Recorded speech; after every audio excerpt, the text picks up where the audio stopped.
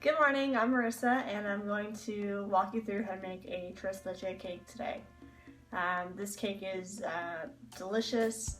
It was one of the cakes that we had at my wedding. Actually, we had like 4 cakes I think total, but this was one of the favorites. So should be fun. Let's get going.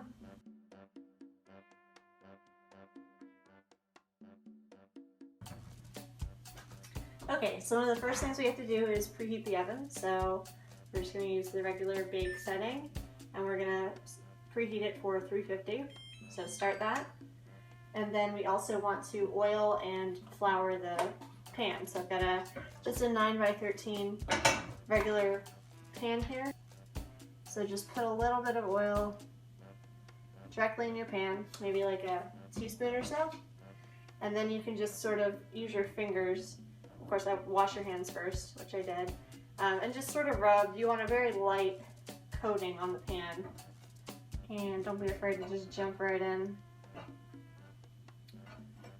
And that should be good for the oiling.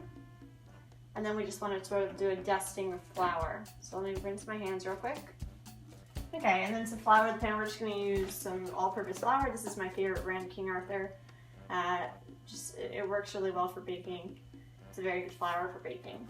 So anyway, you just want to sort of dust the pan, not too much. You don't want clumps, just sort of a light dusting.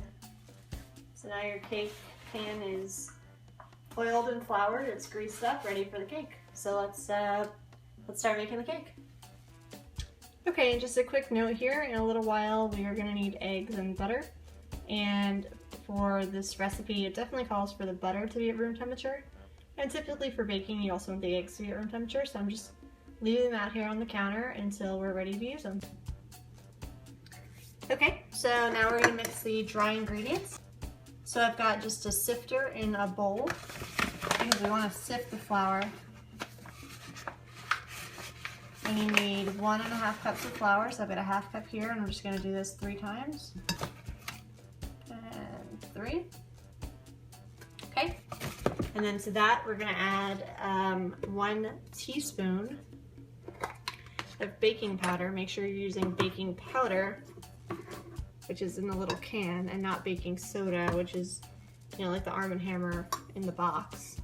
They're both leavening agents, but they're not the same. So just whatever your recipe calls for, just make sure you use that. So a teaspoon of that. And then this recipe also calls for a 1/2 teaspoon of kosher salt. Okay, so now I'm going to add the salt, just a 1/2 teaspoon. I like to do this over the sink just because it can get kind of messy. And that way I don't have to clean it up. I can just wash it down the drain, whatever I don't use. Okay, and then now you just want to sift it. So you just want to grab your sifter and just sort of shake it. And this will sift all the ingredients together nicely.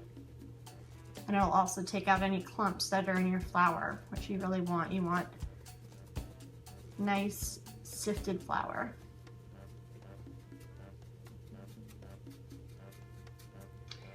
Okay, and then that's your dry ingredients, so you just want to set this off to the side, and now we'll mix our wet ingredients.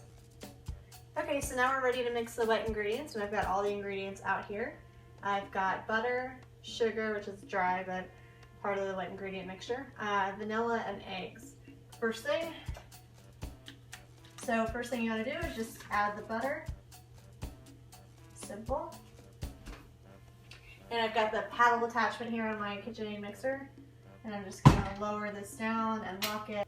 And then you just want to put the mixer on medium for about a minute and let the butter cream. So turn that up.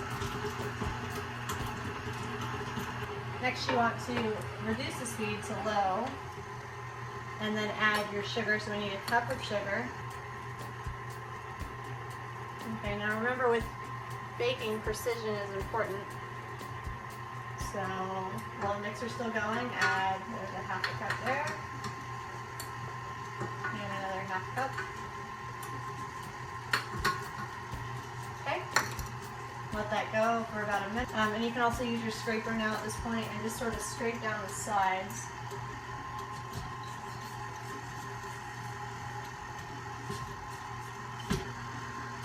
And now you're going to add your eggs one at a time. So crack them. Remember they're at room temperature.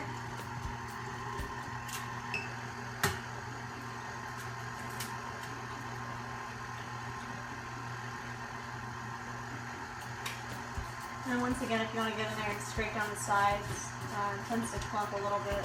The butter will clump on the sides of the pan. Okay, and the last thing you want to add is the vanilla. So I'm going to do 1.5 teaspoons.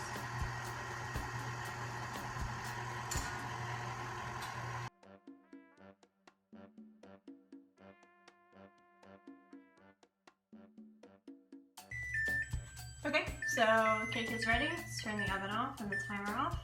Got my oven mitts here, so just gonna slip those on and grab the cake out of the oven. And you want it to be a nice golden color, which this one is. Okay. And then all you need to do is just put it here on a baking rack and just let it cool. So you want to get it away from the oven so it doesn't keep absorbing that heat. This is far enough away, this will be fine. Okay, and then we just leave it there, and now we'll make the glaze. So let's do that.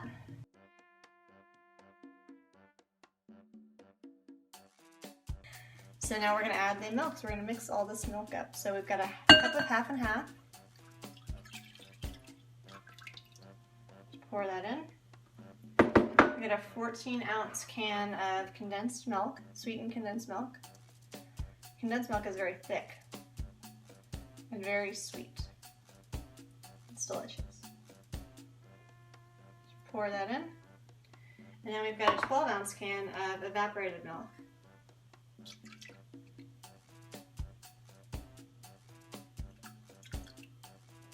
Okay, so that's your 3 milks. Then we just grab a whisk and stir it up.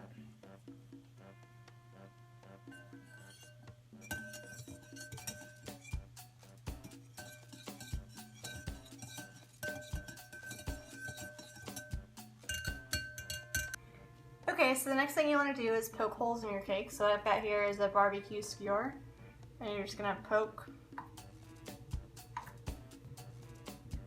plenty of holes in the cake so you have plenty of places for the milk to go.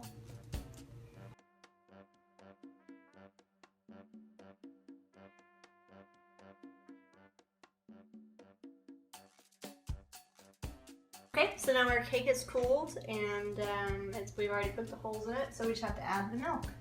So just sort of pour it evenly as possible over the cake.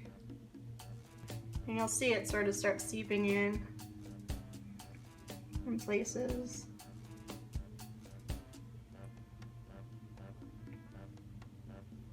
And now all we want to do is put this cake in the fridge, preferably for about 8 to 10 hours, so overnight. So that's what I'm going to do. I'm just going to cover it with a little lid here. Okay, so now we're just going to put the cake in the fridge. I've already made a spot for it in here.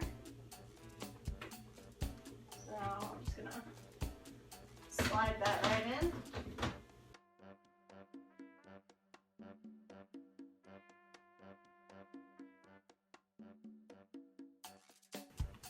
Okay, so now we're going to make the topping for this cake, and it's just a whipped cream topping, so you just need heavy whipping cream. I'll use 2 cups of that. Okay, and then you also need a cup of sugar.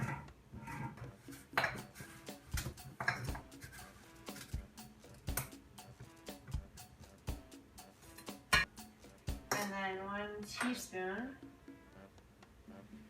of vanilla extract. And then just, you have the whisk on here instead of the paddle.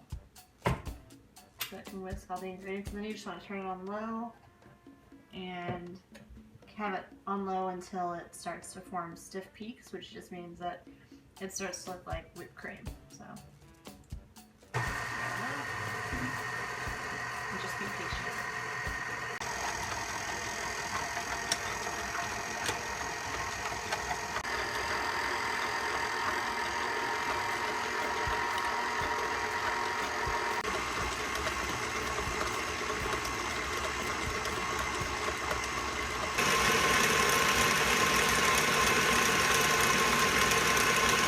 Okay, so we've whipped the cream, and just in a couple of minutes we have this beautiful homemade whipped cream. And we're just going to spread that on top of our cake here. Just dump the cream on top here.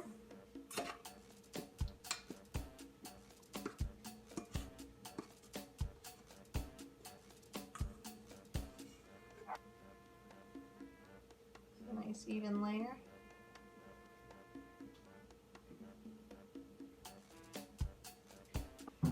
And that's it. You've got yourself a lovely homemade tres leche.